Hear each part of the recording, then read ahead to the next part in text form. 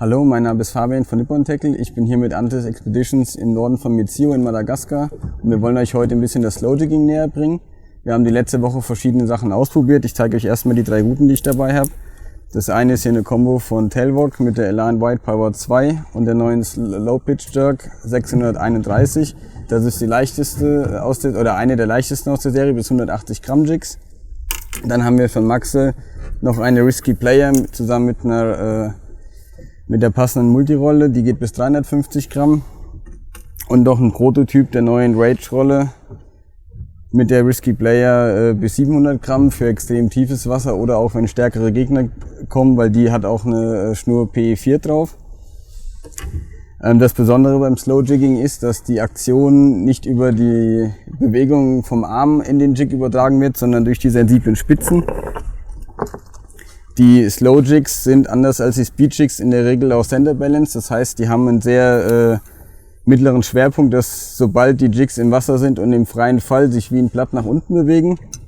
Deswegen werden die klassischerweise auch mit Doppelhaken angeködert auf beiden Seiten. Ich habe hier von Fanfuck die passenden Haken, die schon fertig mit der Systline geriggt sind. Gibt es eine lange Version, die JL45 in jeweils 2 Größen und die kurze Version JST44. Und die Köder ringen wir jetzt und dann zeige ich euch, wie das mit dem Slow Jigging funktioniert. Okay, jetzt haben wir den Köder fertig geriggt und zeigen euch die Führungsvarianten. Grundsätzlich könnt ihr euch so vorstellen, dass im Prinzip die Route eine Verlängerung von dem Arm ist und wie ein Uhrzeiger jetzt quasi auf 3 Uhr steht.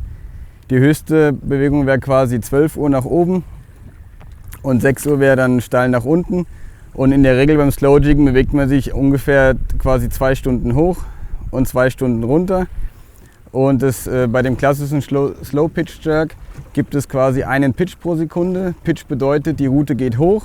Und während die Route hochgeht, macht ihr eine halbe oder eine ganze Kurbelumdrehung, je nachdem, wie weit ihr den Jig animieren wollt. Und durch das Hochschnalzen hat quasi der Jig einen gewissen Spielraum, um im Wasser sich frei zu bewegen. Wir lassen ihn jetzt mal runter, wir haben ja ungefähr 35 Meter Wassertiefe. Genau, sobald wir unten angekommen sind, geht quasi die Route hoch. Eine Umdrehung und wieder runter und das quasi jede Sekunde ganz langsam. Und ihr seht in dem Moment, wo die Schnur quasi so nicht mehr gespannt ist, sondern so einen Schlagsam macht, in dem Moment schwebt der Jig frei nach oben und auch wieder frei runter. Da es beim Slow Jiggen sehr wichtig ist, dass der Jig relativ senkrecht unter dem Angler oder beziehungsweise unter dem Boot steht, verwendet man in der Regel sehr dünne geflochtene Schnüre. Wir haben jetzt hier eine PE 2.5 montiert. Üblich in Japan sind Stärken zwischen 1.5 und 2.0. Dadurch, dass wir hier aber auch relativ große Grouper haben, haben wir eine Nummer stärker gewählt. Und auch das Vorfach, was klassischerweise 40 oder 50 Lips beträgt, haben wir jetzt auf 80 Lips hochgeschraubt, weil wir gestern einen riesengroßen Grouper verloren haben nach einer halben Stunde Drill. Neben dem klassischen Slow Pitch Jerk gibt es noch weitere Varianten beim Slow Jigging, die wir euch jetzt zeigen wollen. Das eine ist der High Pitch Jerk, bei dem im Prinzip der Köder nicht schneller bewegt wird, aber energischer, und es gibt spezielle Routen mit einer anderen Spitzenaktion, die den Köder ein bisschen höher beschleunigen. Ich versuche das mit der gleichen Route mal zu zeigen. Und zwar ist es, sobald ihr hochgeht, quasi ruckartiger. Dadurch habt ihr längere Zeit diese Slackline, wo der Köder sich frei bewegen kann.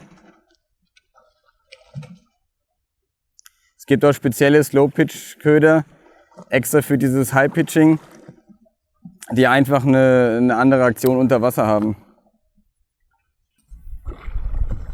Also Ziel bei dem High-Pitch-Jerk ist, dass die Schnur eine längere Phase quasi der Schwerelosigkeit erzeugt. Wir möchten euch auch die dritte Variante zeigen, das nennt sich Long-Fall Jerk. Dabei bewegt ihr im Prinzip die Rutenspitze maximal nach oben und gebt dem Köder einfach einen längeren Zeitraum, um frei zu fallen. Es gibt auch spezielle Routen dafür, die sind teilweise bis zu 2,40 Meter lang. Dadurch, dass die sich im Drill aber sehr umständlich handeln lassen, geht das eigentlich mit den kurzen Routen genauso. Und zwar geht ihr maximal hoch und lasst dann den Köder fallen. Und sobald die Schnur wieder gespannt ist und der Köder unten ist, geht er wieder in die nächste Pitchphase nach oben. Insbesondere in den Abend- und Morgenstunden ist das sehr effektiv.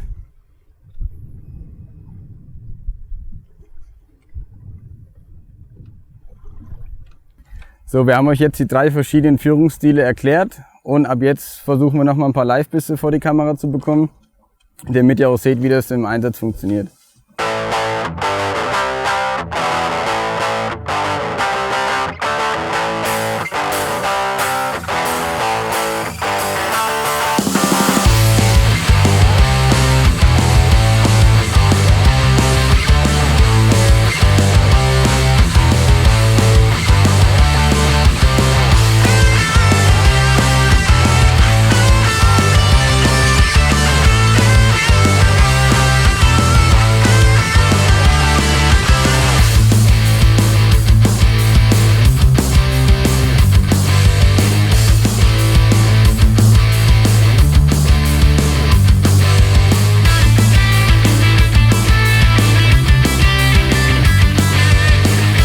Slow jigging, slow fighting.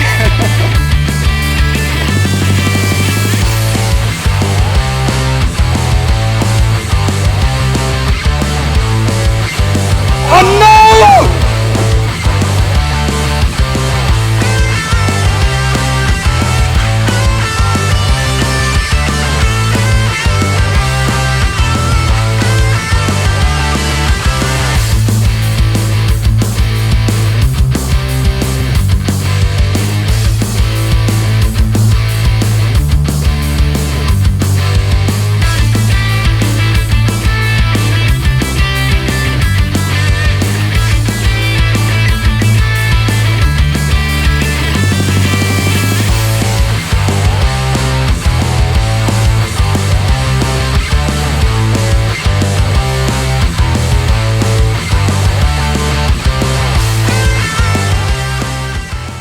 Wir haben jetzt einen 250 Gramm Sig für Slow Jigging, sind auf 120 Meter Tiefe, haben vorhin schon nach 30 Minuten den super verloren und unterbrechen jetzt mal kurz. Yes, baby!